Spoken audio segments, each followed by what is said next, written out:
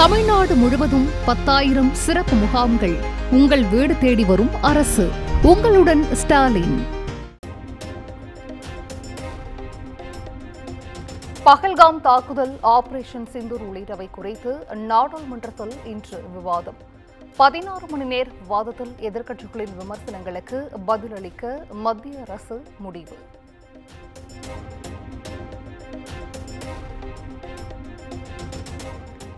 ஒரு வார சிகிச்சைக்கு பின்பு முழுமையாக குணமடைந்து முதலமைச்சர் மு.க.ஸ்டாலின் வீடு திரும்பினார்.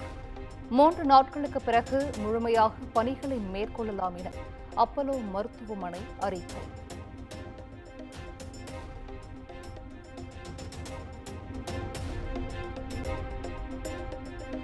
நலம் பெற வாழ்த்திய அரசியல் கட்சித் தலைவர்கள், மக்கள் பிரதிநிதிகள், நீதியரசர்கள், திரைக்கலைஞர்கள் அனைவருக்கும் நன்றி தெரிவித்து முதலமைச்சர்.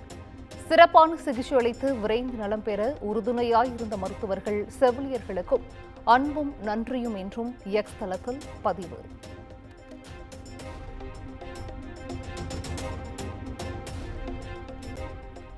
பொதுமக்களுக்கு இலவசமாக முழு உடல் பரிசோதனை மேற்கொள்ள வகை செய்யும் நலம் காக்கும் ஸ்டாலின் திட்டம் சென்னையில் ஆகஸ்ட் 2ஆம் தேதி முதலமைச்சர் தொடங்கி வைக்க இருப்பதாக அமைச்சர் மா. சுப்பிரமணியன் தகவல்.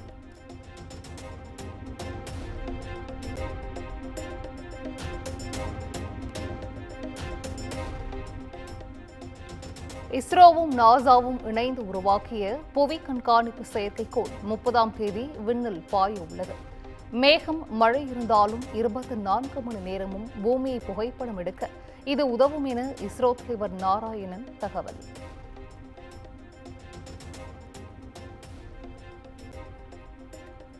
மாமன்னர் முதலாம் ராஜேந்திர சோழனின் உருவம் பொறித்த நாணயத்தை வெளியிட்டார் பிரதமர் மோடி.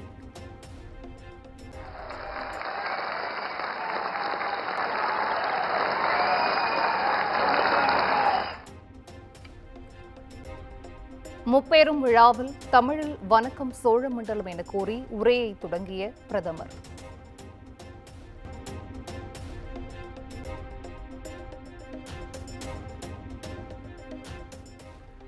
ராஜராஜன், ராஜேந்திர சோழன் என்ற இரு பெயர்களும் நமது பாரதத்தின் அடையாளம் என பிரதமர் மோடி பெருமிதம். சோழ சாம்ராஜ்யத்தின் காலகட்டம் வரலாற்றின் பொற்காலமாக இருந்தது என்றும் பேச்சு.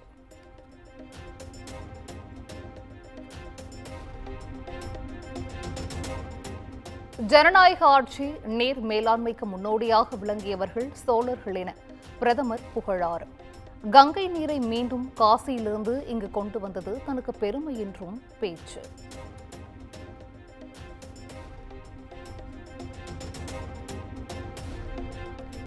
தேசத்தின் பண்டைய கலாச்சார சின்னங்கள் 600க்கும் மேற்பட்ட சிலைகள் வெளிநாடுகளில் இருந்து மீட்கப்பட்டுள்ளன. இந்தியாவின் வலிமைக்கு ஆபரேஷன் சிந்தூர் எடுத்துக்காட்டு என்றும் பிரதமர் மோடி பேச்சு.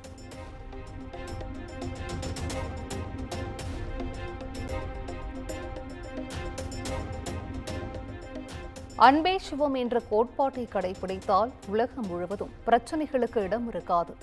திருமூலரின் வழியில் தான் இந்தியா இன்று பயணித்து வருவதாக பிரதமர் மோடி பெருமிதம்.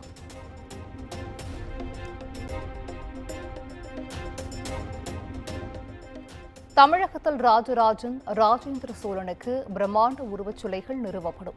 முப்பெரும் விழாவில் பிரதமர் மோடி அறிவிப்பு.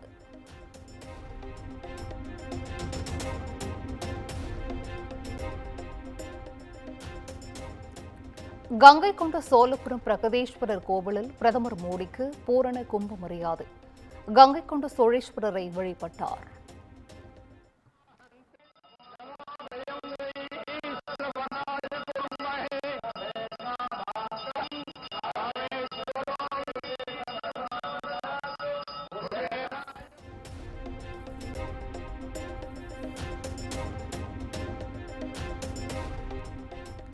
கங்கை கொண்ட சோழபுரம் பிரகதீஸ்வரர் கோவிலில் பிரம்மாண்ட கண்காட்சி.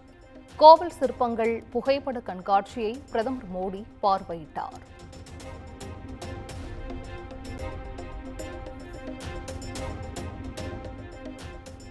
மாமன்னர் ராஜேந்திர சோழனின் பிறந்தநாளான ஆடி திருவாதிரை விழாவில் பிரதமர் மோடி பங்கேற்பு. தேவாரம், திருவாசகம் பதிகங்களின் திருமுறைகளை ஓதுவார்கள் பாடினர்.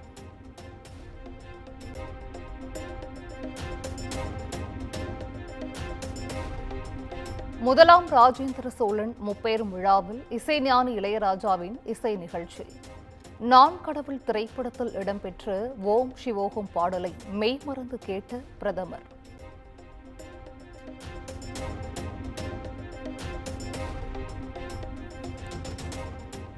அரியலூர் மாவட்டம் கங்கைகொண்ட சோழபுரத்தில் பிரதமர் நரேந்திர மோடி ரோடு ஷோ. சாலையின் இருபுறமும் திரண்டுள்ள பாஜகவினரும் பொதுமக்களும் பிரதமருக்கு உற்சாக வரவேற்பு.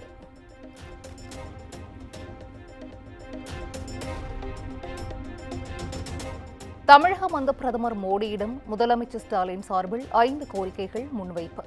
தமிழ்நாட்டு மாணவர்களின் கல்வி நிதி, ரயில் திட்டங்கள், மீனவர்கள் பிரச்சினை, சேலம் பாதுகாப்பு தொழிற்பூங்கா கோரிக்கைகளை நிறைவேற்ற வலியுறுத்தல்.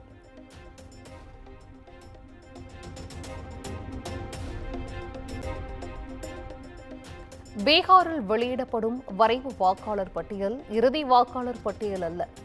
அரசியல் கட்சிகள் குழப்பத்தை ஏற்படுத்த வேண்டாம் என தேர்தல் ஆணையம் வேண்டுகோள்.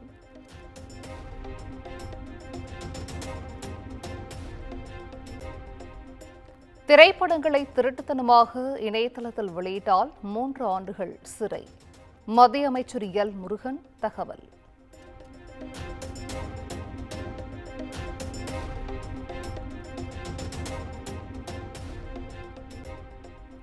தமிழக மக்கள் உரிமை மீட்பு பயணம் என்ற தலைப்பில் அன்புமணி 3வது நாளாக நடைப்பயணம். தேர்தல் வாக்குறுதிகளை நிறைவேற்றிவிட்டதாக திமுக பொய் பிரச்சாரம் செய்வதாக விமர்சனம்.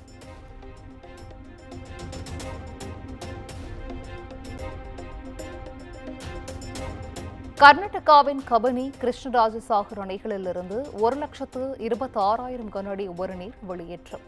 ஒகேனக்கல் காவிரி ஆற்றிற்கு நீர்வரத்து 1,05,000 கன அடியாக அதிகரித்ததால் பரிசல் இயக்க, குளிக்க 2வது நாளாக தடை.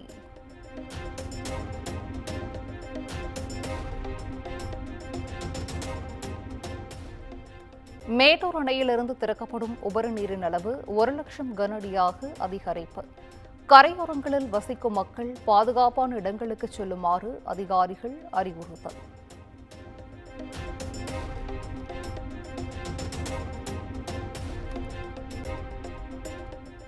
தமிழ்நாட்டில் ஆகஸ்ட் 2ஆம் தேதி வரை மிதமான மழைக்கு வாய்ப்பு.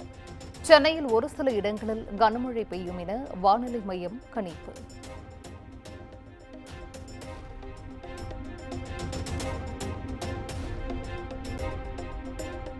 கேரளாவில் பெய்து வரும் கனமழையால் இடுக்கியில் வெள்ளத்தில் மூழ்கிய தரைப்பாலம். தரைப்பாலத்தை கடக்க முயன்ற இளைஞரின் 2 வீலர் வெள்ளத்தில் அடித்துச் செல்லப்பட்டது.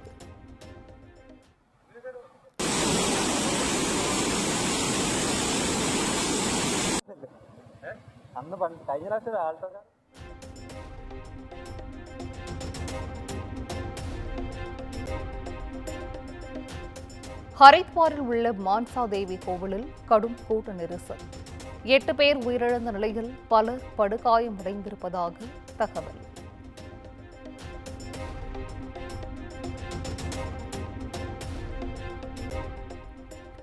முதலமைச்சர் பதவிக்கு தனக்கு தகுதி இல்லையா? ராணிப்பேட்டையில் விசிக பொதுக்கூட்டத்தில் திருமாவளவன் ஆவேசம்.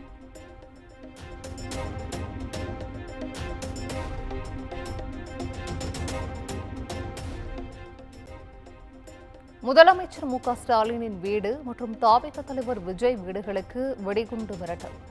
மிரட்டல் விடுத்த நபர் ஒரே நபரா என போலீசார் விசாரணை.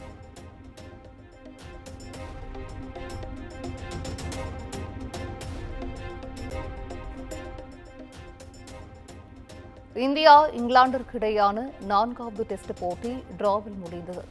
வாஷிங்டன் சுந்தர், ரவீந்திர ஜடேஜா சதம் அடித்து அசத்தல். தமிழ்நாடு முழுவதும் 10,000 சிறப்பு முகாம்கள். உங்கள் வீடு தேடி வரும் அரசு. உங்களுடன் ஸ்டாலின்.